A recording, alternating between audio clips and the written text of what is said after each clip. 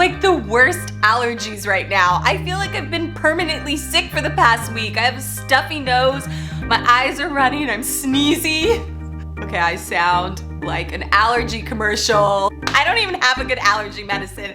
It makes me really tired and I like fall asleep. Then I'm groggly. So last week, guys, I was at my annual flight attendant training. That's right. Once you become a flight attendant, you will have to go every single year that you are an active flight attendant back to flight attendant training. So this training is awesome because it's basically a refresher to everything that you learned in initial training. So you redo your drills, refresh yourself on emergency procedures, emergency equipment, where it's located throughout the cabin, security procedures, and also this is an opportunity for your airline to relay any information to you guys as a whole. And it really brought back a lot of memories from my initial training, and I was running into a bunch of flight attendant trainees and I was like saying hi to everybody, taking pictures. It was so much fun to meet all of you. If I got a chance to meet you, hi again. But I'm not sure you'd be watching this video because you're going through training, so you're like super busy right now. But if you are, hi. So I started thinking of like my flight attendant training, and then I also was asking a few of the new hires, like, what are some things that you maybe wish you would have known before you went to training? Or what are some things that like, you have to know this about training? So I got my list here, guys. These are in no particular order, but these are things that if you are planning to be a flight attendant, if you already have your CJO, or if you just kind of want to know about flight attendant training, this is your video. Hey guys, number one, what is a CJO? So a ton of you guys are always commenting, Stella, I got my CJO, I'm waiting for my CJO, I want that CJO.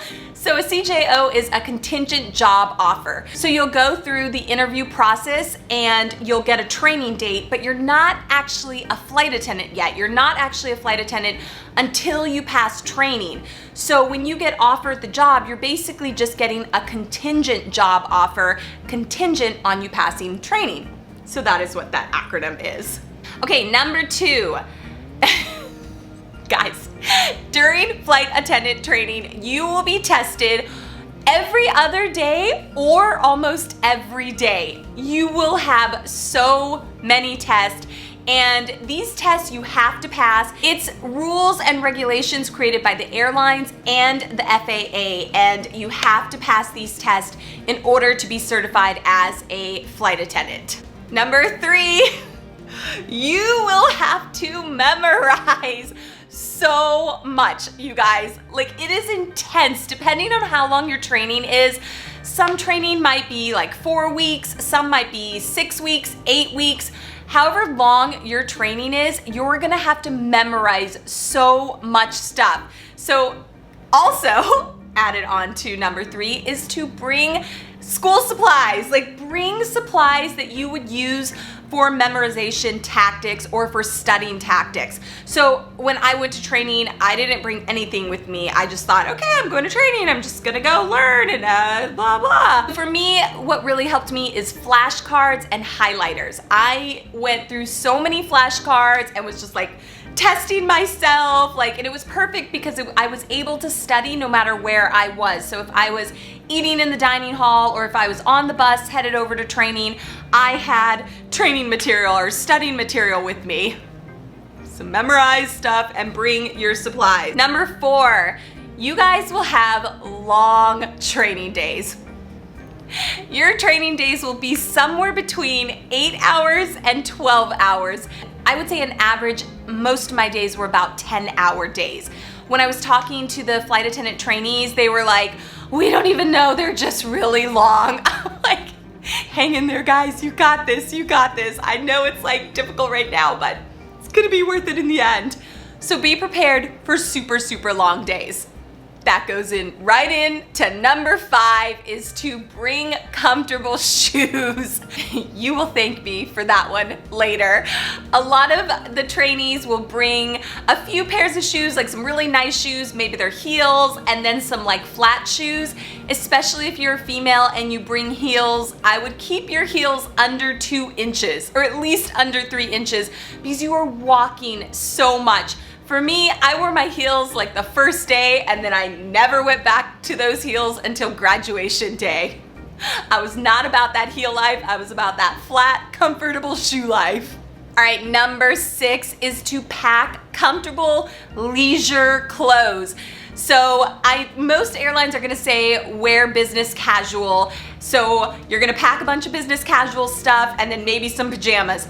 Don't forget the in-between, because most likely you're gonna be studying with other people, you're gonna be studying in the training center, maybe out in public view, or you're gonna be studying, if you guys are an off-site hotel, you're gonna be studying in the lobby, and you don't wanna be in your like rainbow pony pajamas. Some like casual leisure clothes. I would say workout clothes can probably double as like workout clothes and just like mellow chill clothes, but have that clothes. Number 7, and this is one that I didn't think about, but I asked a trainee and she said this: everybody will cry or have a breakdown at one point or another during training. And this is 100%, you guys. 100%. I cried, my roommate cried. I don't know anybody who didn't like have a mini meltdown or freak out at one point during training. It's really stressful. You're being tested every day. You're having to memorize entirely new things, like memorize airplane configurations and where all the medical equipment is and emergency procedures and evacuations. There's so much that you are learning that it is stressful, and it's okay. It's totally okay to have that breakdown, but just pick yourself up and just keep going. Don't stop. Okay, you guys, number 8 probably should have been like the number 1 thing on this list. It is to act professional at all times. It does not matter where you are. If you are in the bathroom, if you are in the dining hall, if you're on the bus after a long day of training, or just headed to training, or you're just somewhere in the training facility, you never know who is watching you. At these big training facilities, there's a ton of other trainee flight attendants, there's instructors, there's high-level executives that are there for, I don't know, maybe to talk to a training class or to give a lecture or something. There's also other flight attendants who have been flight attendants for 10 years, 20 years, 30 years. There's so many people always watching, so no matter what you're doing or talking about, always be professional about everything. Just assume the president of your airline is listening and watching everything that you do. So just always be professional no matter what. Good luck. Number 9, you will most likely have a roommate. So it's different for every airline. Our airline, we had 2 people per room. I had to have a roommate. Everybody had roommates. Even if you don't get along with that roommate, always act professional, because it really emulates what it's really gonna be like to be a flight attendant. You're gonna have different crews, different flight deck. You probably aren't gonna get along with everybody. You might, but you might not, but you always have to act professional to get the job done. So look at your roommate as, it's awesome if you guys become best friends. My roommate was a bridesmaid at my wedding. I just absolutely loved her. Hello, Kel. But you might not be best friends with them. You might not really like them. It doesn't matter. I would just act professional and not gossip, not talk about it. It is what it is. Get through training and become a flight attendant. And number 10, which is probably my favorite thing that I learned out of training, is to be a palm tree. And as one of the new trainees told me, be a palm tree in a palm tree forest. I thought that was so cute.